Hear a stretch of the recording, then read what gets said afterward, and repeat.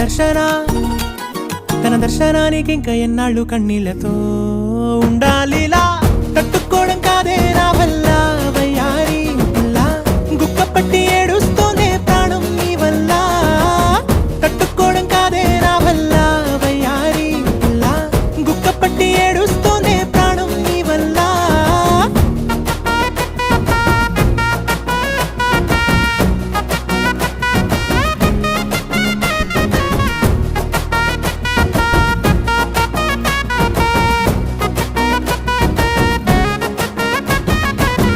ఇష్టమైంది లాగేసుకుంటే